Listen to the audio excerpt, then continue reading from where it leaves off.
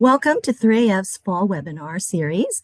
I'm Jenny Hom-Franzen, the Executive Director of 3AF. And before I turn things over to our speaker, I wanted to share a little bit about 3AF. I know that some of you have attended our events in the past, our summit, our past webinars. Others may be new, and regardless, we're so glad you're here. If you've been to any 3AF events, or if I've met you before, please say hi in the chat box. 3AF is the leading resource when it comes to Asian advertising, Asian marketing, and the power of the Asian American consumer. You can find out more about us at 3af.org or follow us on Facebook or on LinkedIn. I also want to make sure you sign up for our email news. Lastly, we encourage you to attend our 3AF Asian Marketing Summit. Many of you know it's the largest national conference focusing on the power of the Asian American consumer, and usually it's in May. We have not announced our dates yet or the venue, but we hope to do that later this fall. Also, be sure to check our webinar, our website for our other webinar topics. We have one more scheduled for October 16th. The topic is Asian American Consumer Market Research, Getting It Right, and that's going to feature Amy Siadak of House of Marketing Research. A bit of housekeeping. We are recording today's session, and we'll be posting the link and the deck later on our website. In terms of questions, we're going to do things differently today. Roy has asked that we do question and answer as he speaks. So as he's talking, sharing slides, feel free to type your question into the chat box. We're not going to wait till the end. So we'll get to as many of those questions as we can. And now I want to introduce Roy Kokoyachuk. Roy co-founded Think Now in 2010 after holding executive leadership positions at Warner Brothers and Garcia Research Associates. He has conducted groundbreaking studies on Hispanic cultural values and advertising effectiveness, as well as a series of widely cited white papers on multicultural millennials and Gen Z consumers.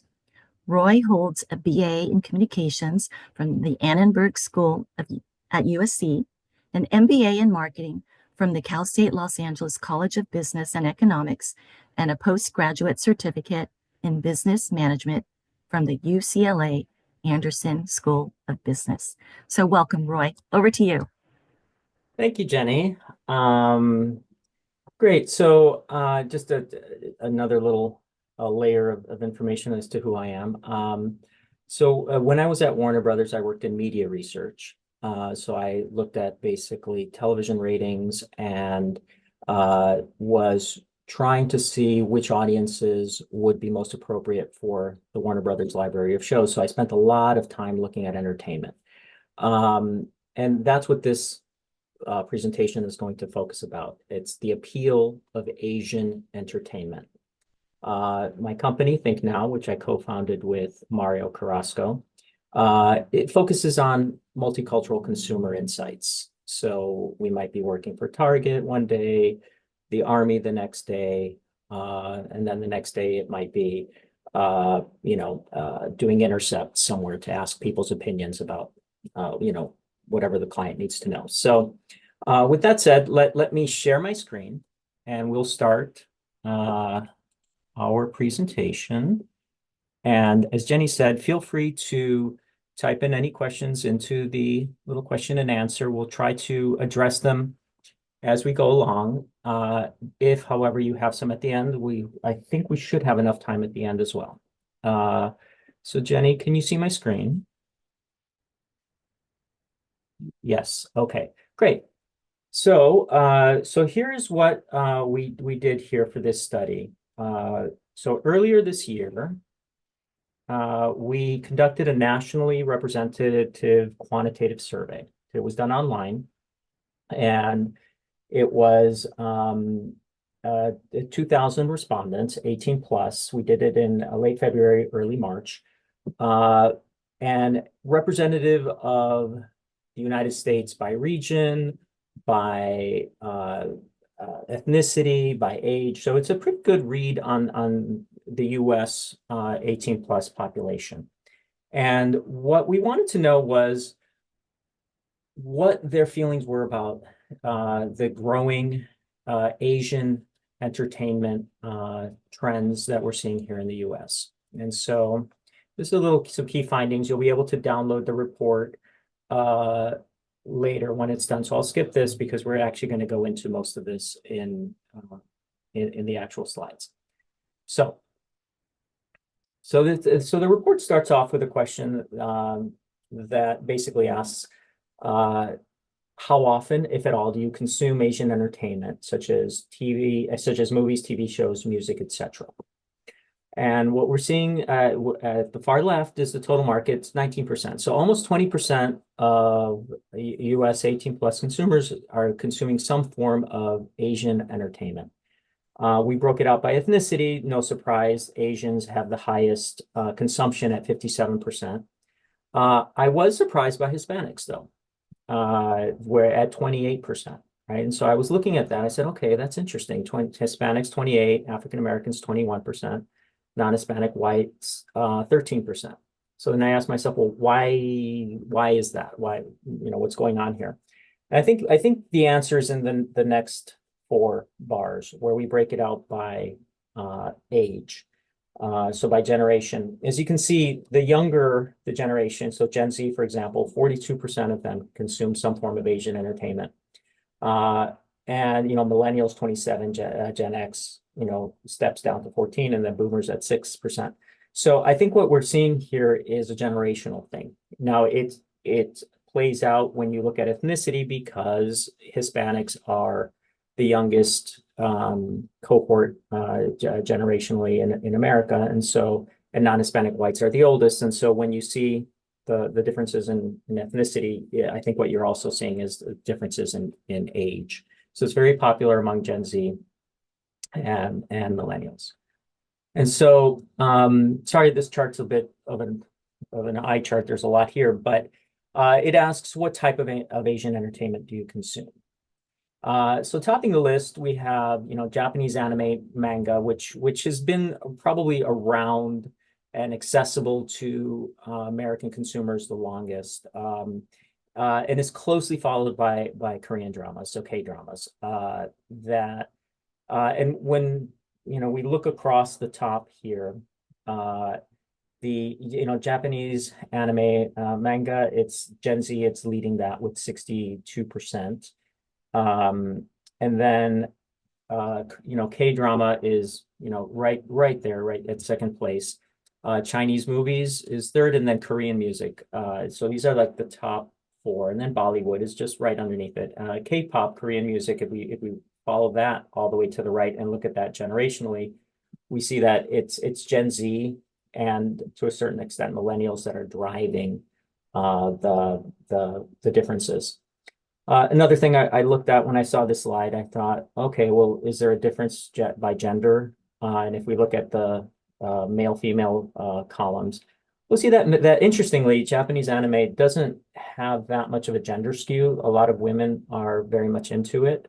K-dramas, though, we do see a skew towards women, as well as for K-pop. So K-pop, 16% male, 26% female. So it's a full 10 percentage points higher with women. And so I'll just pause it here, just asking, Jenny, was there anything in the data so far that you saw that sort of jumped out at you or you thought was interesting?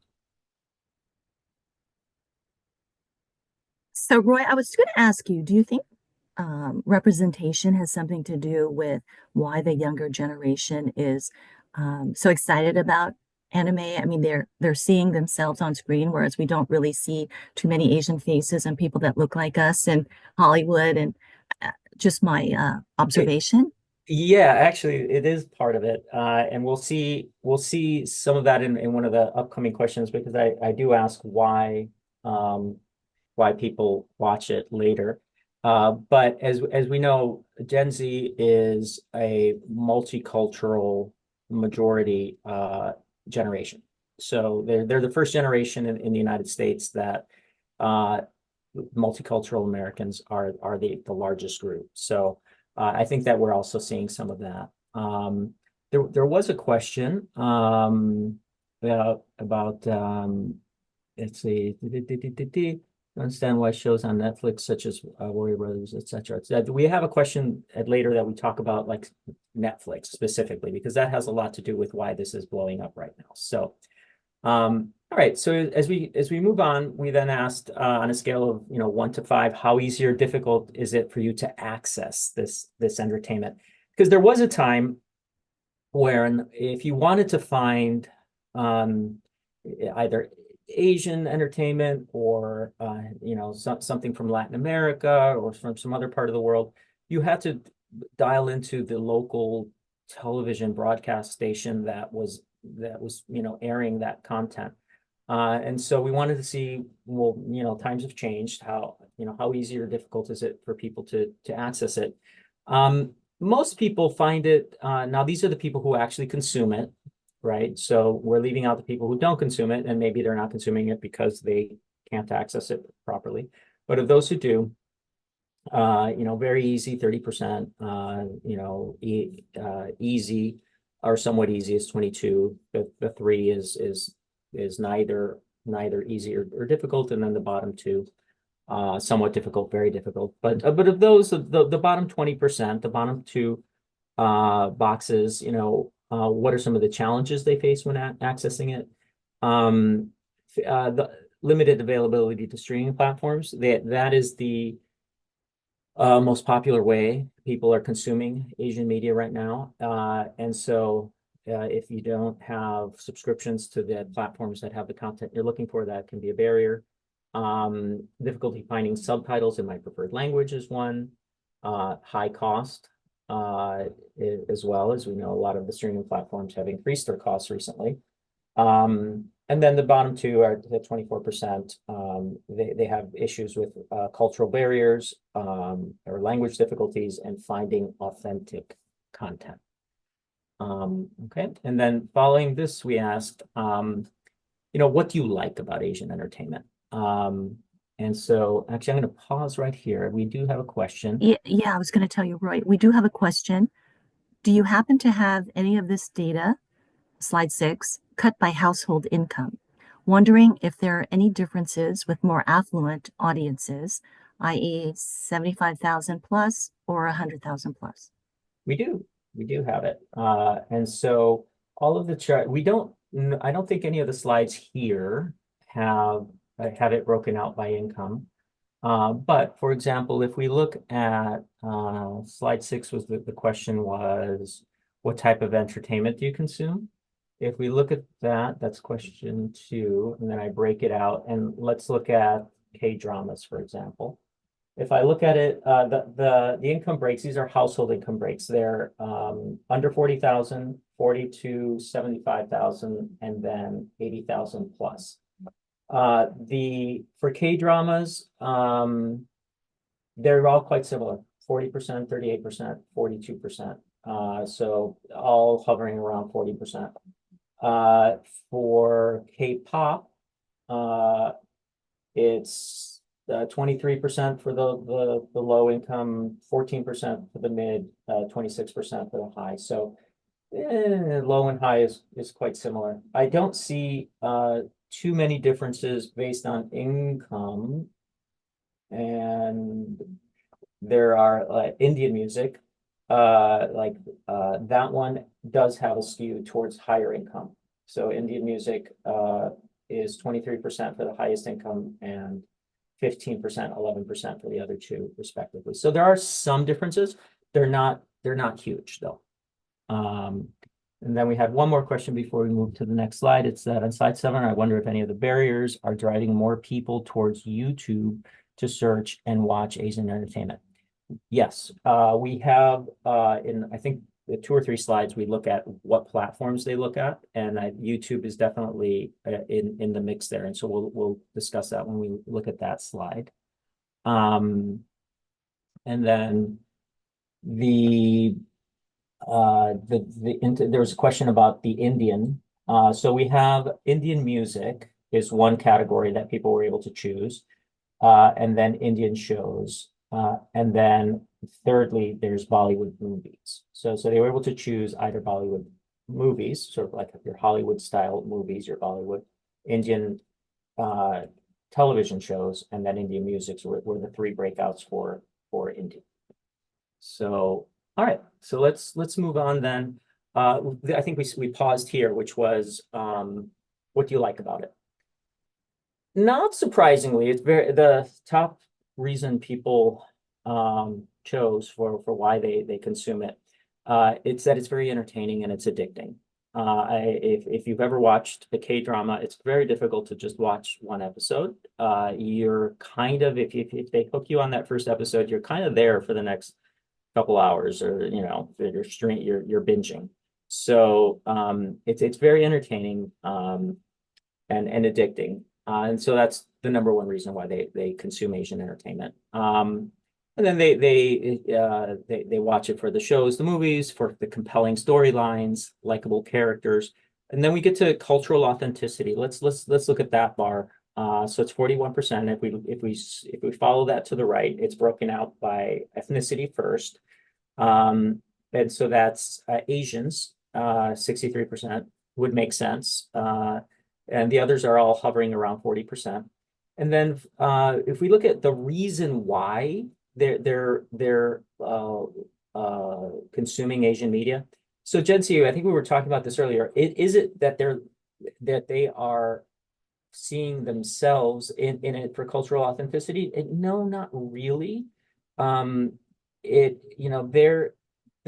enjoying it for the compelling storylines and the entertaining and addicting nature of it. So the reasons that they're giving are that they just enjoy it because it's good, right? And so that's what's driving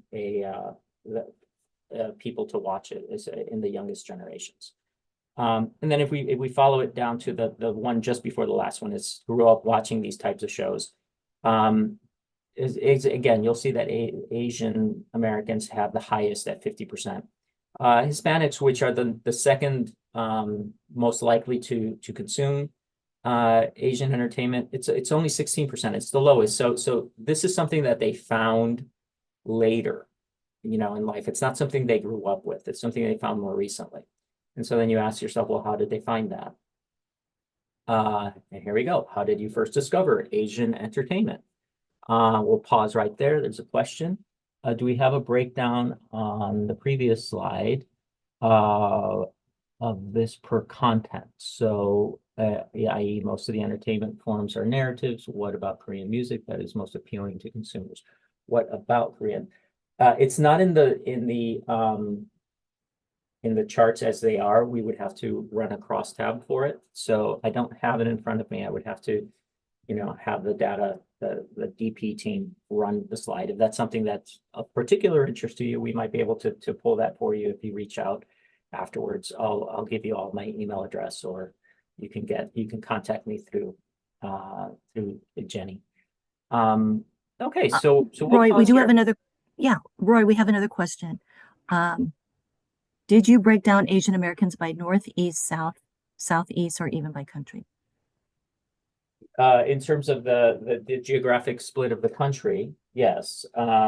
We broke the data down by region of the country. So there are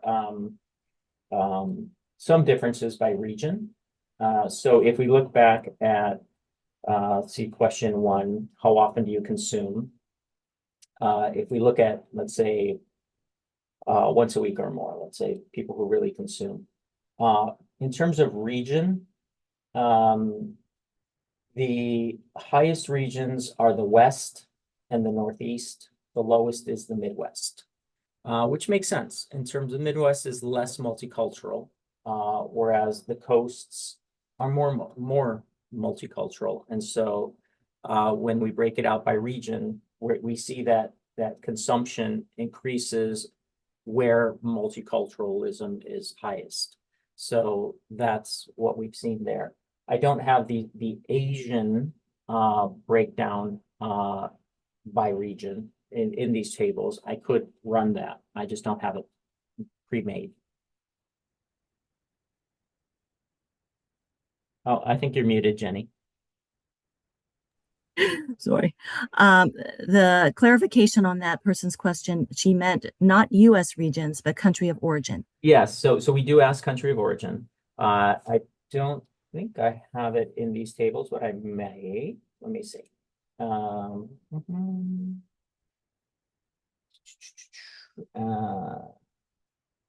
Yes. No, I don't have it in the tables that I have in front of me. We tried to make it as representative of the US Asian population as possible. Although that was just part of the whole sample, meaning what this is a survey among Americans, consumers 18 plus. And so we were trying to see the appeal of Asian entertainment in terms of the broader market. So the Asian consumers are in their own column, but they're representative of the larger sample. But we would have to run that table special in order to get it. Okay. Hey, Roy, I do see another question, and I don't know if you're covering this on a later slide, but I'll ask it. Is there a difference between USA and Canada in viewership?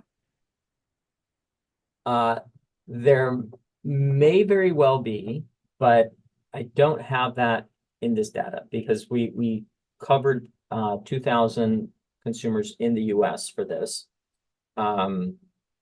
If you were to, if I were to venture a guess on this, is that I would likely see similar trends generationally because of this. And the reason is that the thing that's driving interest in Asian entertainment are the online platforms, which is the chart that's on the screen now. And those are global. And that's part of why Asian entertainment is having a moment, is that the global nature of it, and then the fact that the platforms are also global, that it's causing a lot of young people around the world to be exposed to this content at the same time. So to get at a Canada read, we'd have to have a Canadian augment for it. But in terms of how they discovered it, which sort of leads into this, it's online platforms. It's YouTube, it's TikTok, and it's social media. And if we look at the top row and we follow it to the right, this is again among people who consume it at least monthly. Let's look at generationally. 51% of Gen Z found it, on online platforms like YouTube and TikTok.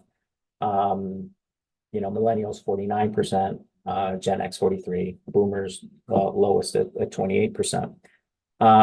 In terms of and social media, it's quite similar. Through friends, it's no real differences. They're all hovering around 30%.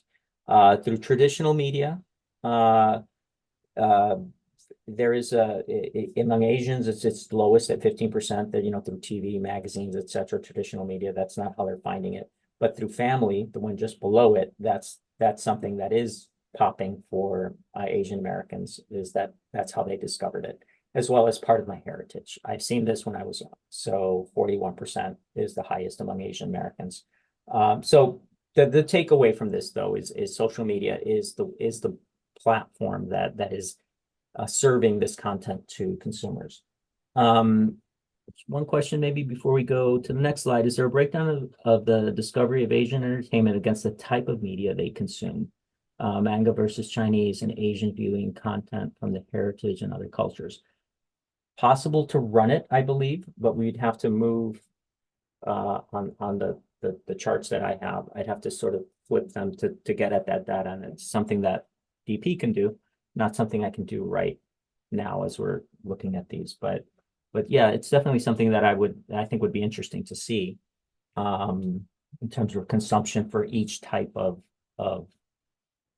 media. And then how do you access it? This is similar. So the previous one was how did you discover it? And this is how do you access it, right? So they discovered it on social media. They're accessing it on streaming video. Hulu, Netflix, Disney Plus, Amazon Prime, etc. 78%. That's where people are finding this content. If there's no real difference among ethnicities in terms of that, they're all in the 70s. There is by age, boomers are least likely to say that they're accessing it through streaming services at 65.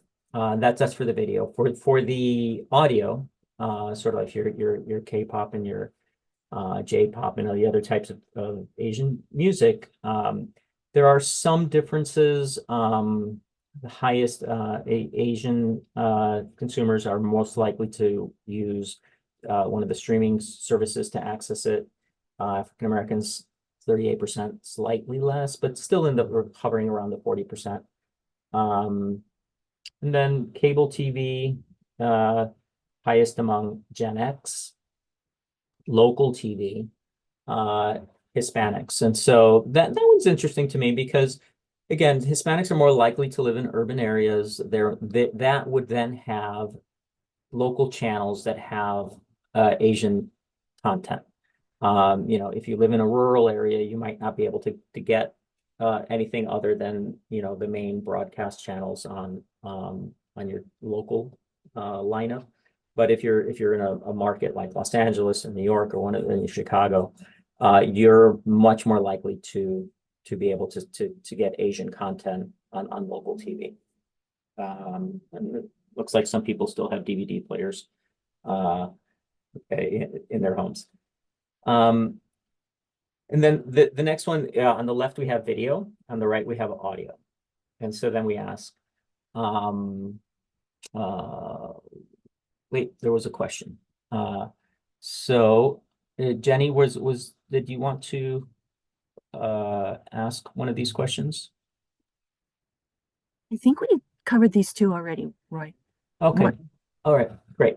So what we're looking at here is video. Where? Netflix.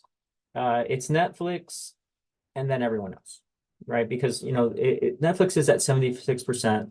The next two, Prime Video, 48, Hulu, 39%.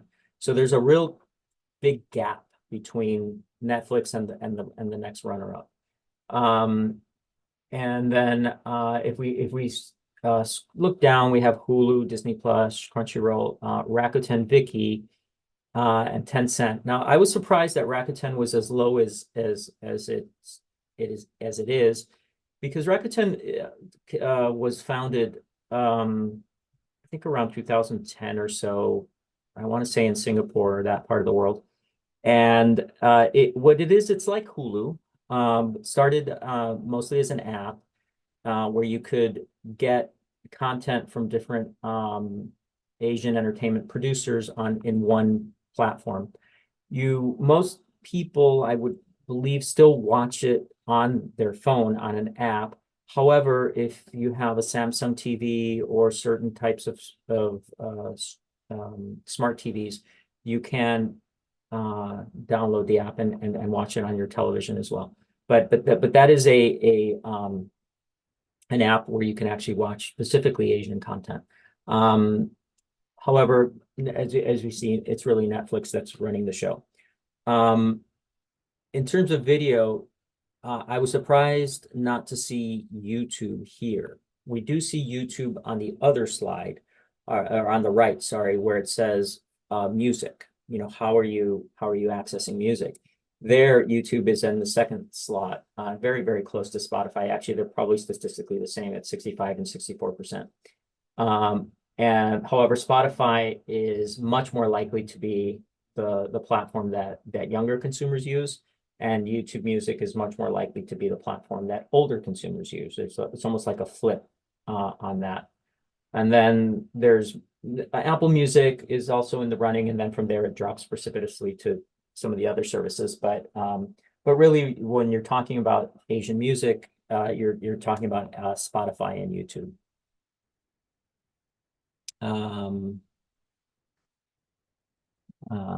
Yes. And then looking at the genres of Asian music, what type? And so there's the number one, the king of the Asian music genres is K-pop. That's not surprising. So at 71%. Interestingly, I thought this was just interesting that it wasn't, so it's at 76% of Hispanics, 72% of African Americans, 73% of non-Hispanic whites, but yet 56% of Asians. So what it feels like to me is that Korea has done a very good job of marketing their content to non-Asians. Better so than other producers, other countries that that are producing entertainment. And so, Asians, they have the whole palette of and awareness of where they can go and find entertaining content. So K-pop is still popular. It's well over 50% among Asians, but it's not at the high level that it is among other groups. J-pop, so Japanese music, is in the number 2 slot, right, similar to Indian music. They're both around 30%. But it's really K-pop that's dominating, and it's generationally K-pop. 85% of Gen Z has been exposed to K-pop.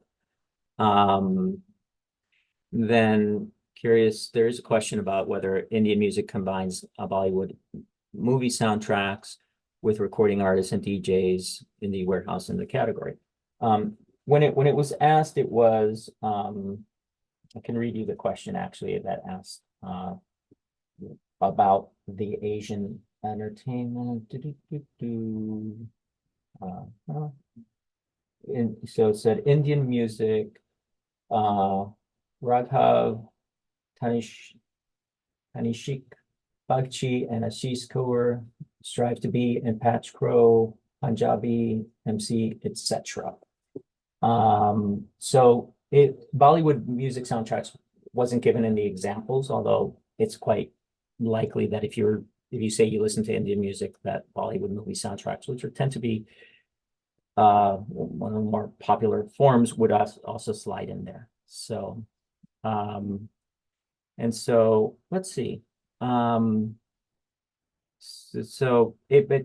lot of these questions we're just trying to get an overview. And now the Indian music question, we could do a deep dive into that as well, but we would have to then do follow-up questions, which for a national survey like this was difficult to do within the 15-20 minutes that you have for a survey. All right, and so then this one here we asked, how do you feel about the increasing popularity of Asian entertainment? So overwhelmingly, top 2 box is it's either very positive or somewhat positive. So it's just a testament that even among non-Asians, so if we look at Hispanics, African Americans, non-Hispanic whites, how do they feel about the fact that Asian content is now taking this center role? You can see that it's actually quite positive. 65% of Hispanics are saying that they love the fact that Asian entertainment is having its sort of moment in the spotlight. Nearly 60% of African Americans, nearly 70% of non-Hispanic whites, almost at the 74% of Asians. And then when we look at generationally, it's also in the mid 60s to 70%. So regardless of ethnicity, Americans are very happy about the fact that Asian entertainment is increasing in popularity. And then we asked them what factors influence your decision to watch a particular Asian movie or TV show. The storyline, plot, and that's 51%, and the genre, and the next few genre recommendations from friends, popularity of the show, and cast of characters are kind of lumped together. But the plot, the storyline. If you've ever watched, as I said, any kind of sort of a K-drama type of thing, you're hooked. The storyline, I don't know how they do it exactly, but you're stuck. You're stuck there, and you have to watch the next episode. There are some differences there generationally. The genre appeals more to Gen Z. So if we look at the second line down, genre, and we take it all the way to the right to look at generationally, we see that Gen Z is more hooked. There is influenced more by the genre than other groups. And then, if we look at it, just the one above it, the plot storyline, that's also pulling in Gen Z. So, and then we ask a question up here.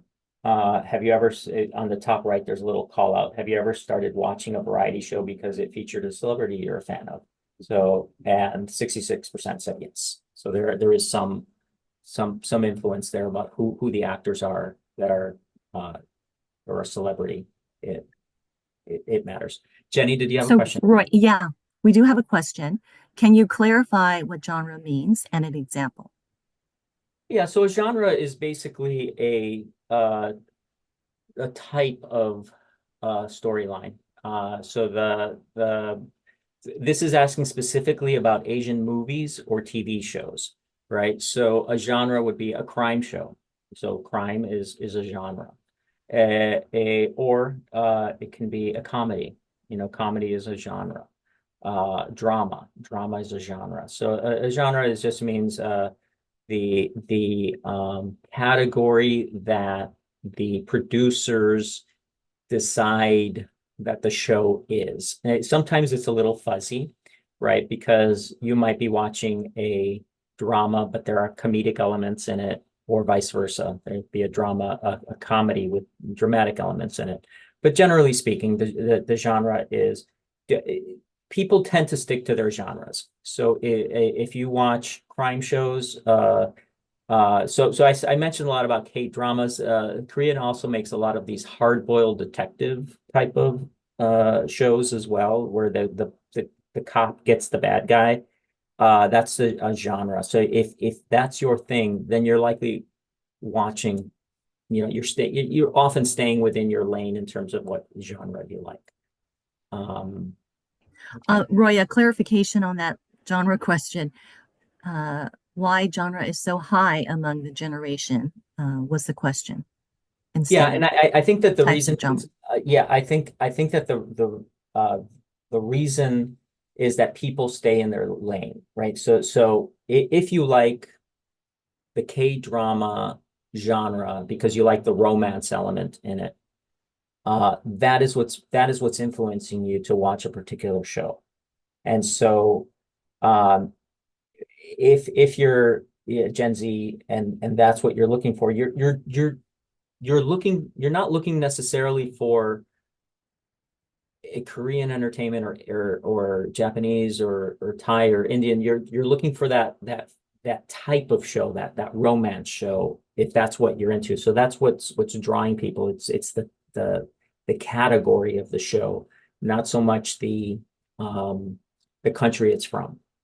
So it's the category, it's the plot. And as I said, if you're into romance, you most people have a heavy lean towards the genre that they're into. You know, if you're into horror, you're watching horror more than people who don't like horror. They probably never watch horror. So so genre is what's getting people to influencing their decision what show to watch. So um, we have a couple more slides here. And so this one asks, would you be willing to pay for a streaming service dedicated specifically to Asian entertainment?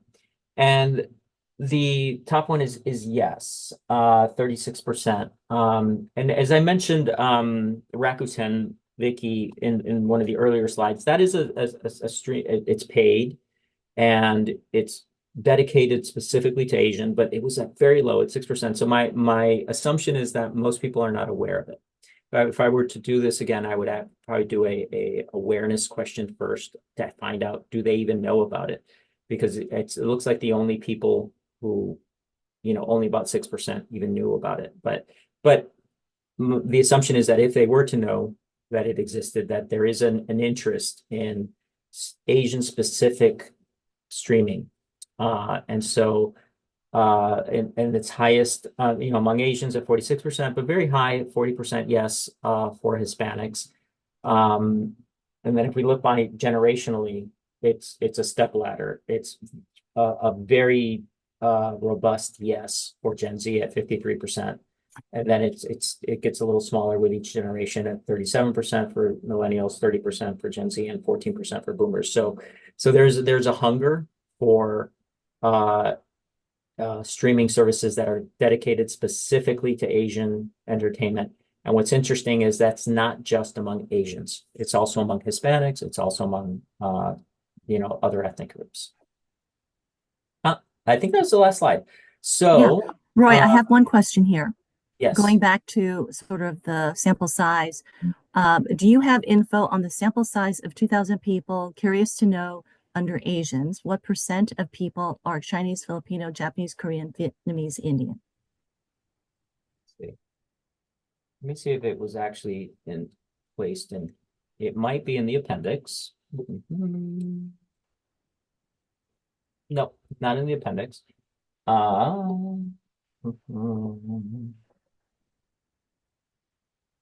So it's definitely asked and quoted for, meaning quoted. We set quotas for it.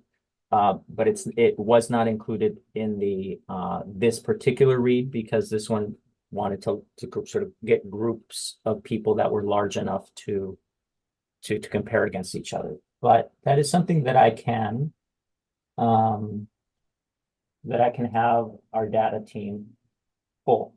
So basically when they're creating the sample frame for a national study, when they set at each ethnic group, they say, okay, US Hispanics, this percent should be Mexican, this percent should be Puerto Rican, etc. When they're setting the Asian, they say this percent should be Indian descent, this percent should be Chinese, Korean, etc. So there it would be nationally representative in terms of census.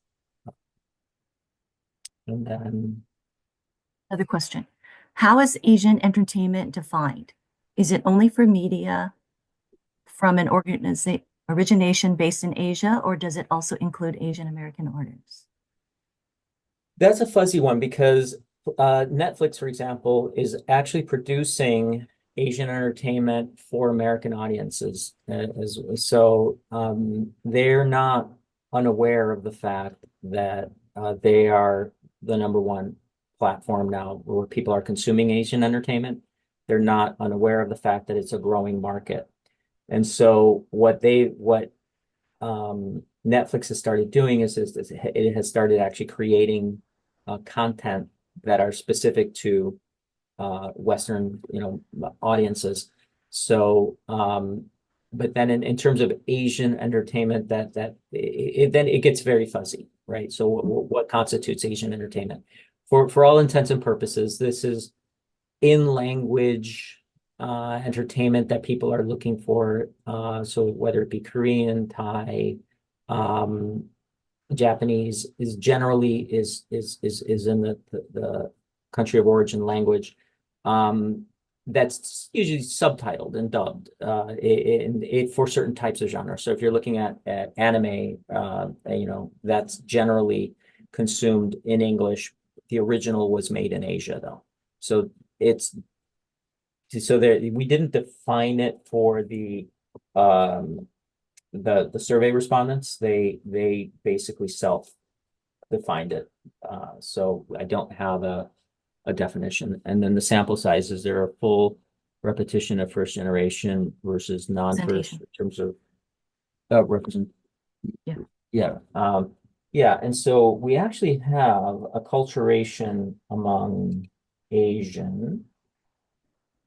And so among Asians, the way this is broken out is there were less acculturated was 37% of the sample. Bicultural or more was 63% of the sample. So it was about a 60-40 split between the less acculturated and then the bicultural or more acculturated. I would have to then go into the algorithm that was used to arrive at acculturation. It has to do with country. Were you born in the U.S. or not? How many years have you lived here? In what language do you consume media most? Those sorts of things go into the acculturation algorithm. But we did break out Asians by acculturation. We also broke out Hispanics by acculturation. Those are the 2 groups that have that breakout. I don't have the specific years for each one. But yeah, a lot of these things we can get at but we have to go back to the raw data and run a new table for it. And then was there another question, Jenny? Here's another one. Do you have more in-depth research on how the Asian American content consumption varies depending on the region of the US, East, West, Midwest, etc.? Yeah, so that is something that is run in the tables. And so I think when we had just looked at it, what we found was that the coasts had the highest level of Asian content consumption, the Midwest had the least. And the coasts were well, there's a couple of different things that are happening on the coast. It's more multicultural, but it's also younger. So the population of the Midwest, for example, is much older than the population of the coasts, because people are generally they're less likely to move. New immigrants are less likely to move to the Midwest than they are to the coasts. So there are two factors that are coming into play there. So, but we do have all of the tables, all of this data is broken out by Northeast, Midwest, South, and West, and that as defined by the U.S. Census. And so, I mean, just go back to, was it the type of genre? But yeah, so the type of genre, there are some differences. So for example, Korean dramas, hugely popular in the Northeast, least popular in the Midwest. And so you could do that for every genre. Okay, another follow-up. Is it possible to know specific nationalities and how they consume content too? Yes, we could pull this data by country of origin, which isn't in this, because it was intended to be a national study. So we have Hispanics, African Americans, Asians, non-Hispanic whites. But as I mentioned, in order to create representative samples of the US, we do ask specific country of origin. So that then can be broken out. The problem that we have, though, is we have I think we have 250 Asians, or roughly. And so if we're trying to break that out, once you get below 100 people, you start having problems with the stability of the data. So this is quantitative research. If you specifically want to find out the differences between country of origin and consumption patterns, then I don't think that the base size here of 250 is large enough to be able to break that data out and have it remain stable. So, if there are, let's say, 35 people of East Indian descent and 40 of them from, Chinese descent, etc. These are not bases that are large enough for us to say this is true of all people of that country of origin. What we would do in that case is do an augment in order to get at least 100 to make the data more stable. Well, we are just about, actually, we're over time with all these great questions. But Roy, I want to ask you a question, or maybe two. If anybody has any last minute questions, please type them in. Given the current trajectory, how do you see the demand for Asian entertainment evolving over the next few years? Are there any emerging genres or countries to watch? Yeah, so there's a couple things happening right now. I don't know if you follow K-pop or not, but as little as 5 years ago, K-pop was generally Korean artists singing in Korean, and you got to listen to them because you somehow were exposed to their music and you found them. They are all doing collaborations now with American artists. So all the BTS boys, for example, they split up to go to the army and whatnot, and now they've all, like, not all of them, but several of them have done collaborations with Usher, with different rappers, male and female, and with country singer, one of them. So they're collaborating in that way. Another thing that's happening is that the popularity of Korean shows has exposed consumers to other countries. So there are only so many shows that are, and people burn through these shows, right? So you've just watched all the Korean shows. So then you ask yourself, well, what do I do now? Then they're moving over to shows from Japan, and they're moving Thai shows, Taiwan, all the countries that are Chinese shows. They all the countries that are producing content are actually being lifted by the popularity of K-dramas, for example. And so there's an expansion of Vietnamese. People are watching. They say, well, I like that content from that country. Let me try this one. And there are definitely differences, culturally. If you're used to K-dramas and now you turn on a Thai show, there's a very different sensibility to it. But consumers are sort of enjoying that and expanding. So I think in the coming years, you won't see as much of a dominance of right now. It's Korea has a big place right now in people's minds in terms of awareness. I think as people become aware of the other countries' content, you're going to see a greater shift that way, and collaborations with U.S. artists. So singing in English, or a mix between an English and their country of origin. Okay, I'm going to ask you one last question. How can marketers take advantage of all this excitement, for Asian entertainment? They should be working with 3AF, right? To identify the right media to help them in their journey. Wouldn't you say, Roy? Yeah. And Exactly. They should call you, Jenny. But they should call members of the 3F. And I think exactly. that I think marketers need to see research like this, right? So Definitely. that because they're not all marketers are aware that this is happening, right? You're aware of it. I'm aware of it because we're in this space where we're watching these trends happen. But marketers who are not plugged into this aren't necessarily aware of it. And so I think that marketers who are aware of the Asian entertainment space, and especially among Gen Z, right? So if you're a marketer and you're trying to get young people, they know who all the artists are. They know who all the actors are in the shows. They know who all the singers are. So doing celebrity, cross promotional, deals and sponsorships and things like that is, I think, a smart way to go. Back to BTS. All the BTS boys have a clothing brand. One of them is Gucci. The other one is Valentino.